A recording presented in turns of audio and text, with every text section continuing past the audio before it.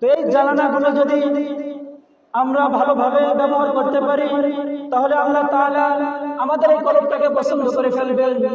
আর যদি এই জানালাগুলো আমরা ব্যবহার করতে না পারি, খারাপ কাজে ব্যবহার হয়ে যায়, তাহলে শয়তান আমাদের দিলটাকে পছন্দ করে ফেলবে। শেষ যে জানালাটা, এটা হলো ভাবনা নামক জানালা। অর্থাৎ আমরা অন্তরে যেটাই ভাববো, এই ভাবনাটা যেন ভালো হয়, কোনো খারাপ ভাবনা যেন না হয়।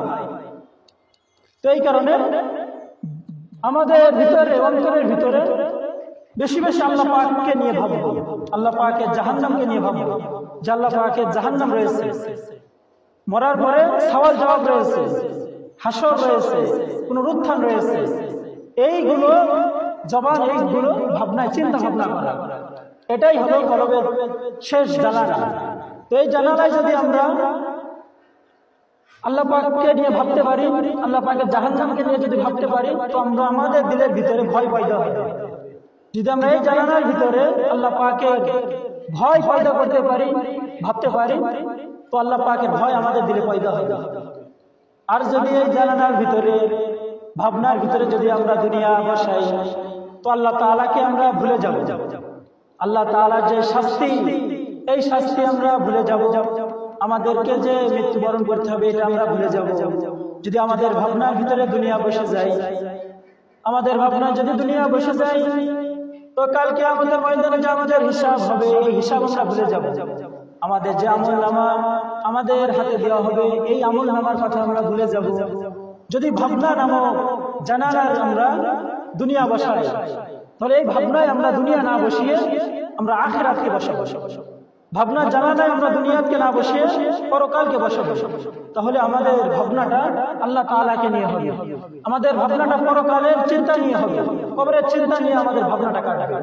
তো এটাই হলো সর্বশেষ জানালা কলবের। তো এই জানালাগুলো যদি আমরা ভালোভাবে ব্যবহার করতে পারি, তাহলে আল্লাহ তাআলা আমাদের এই কলবটাকে পছন্দ করে ফেলবেন।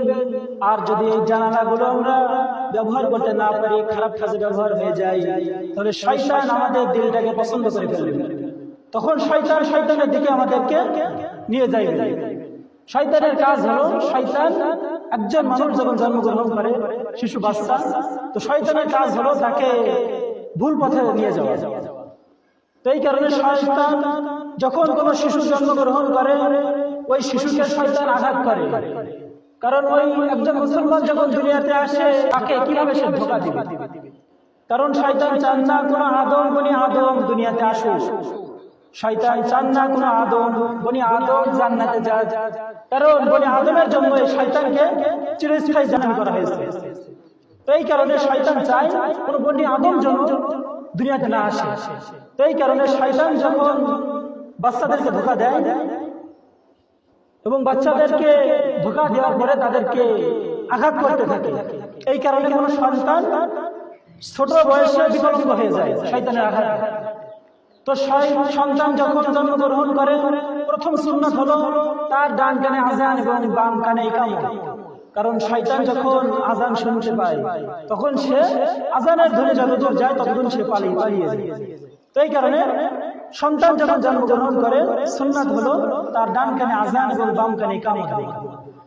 তাহলে আমরা যে চারটি জানালা, কলবের জানালা পেলাম, এক নম্বর হলো চোখ নামক জানালা। তো এই জানালা যদি ভালো হয়, এই জানালা যদি সাফ হয়, এই জানালা যদি পরিষ্কার হয়, তো আমরা ভালো ভালো কিছু দেখব। আমাদের দুনিয়াতে আমাদের এই জানালাটা ভালো না।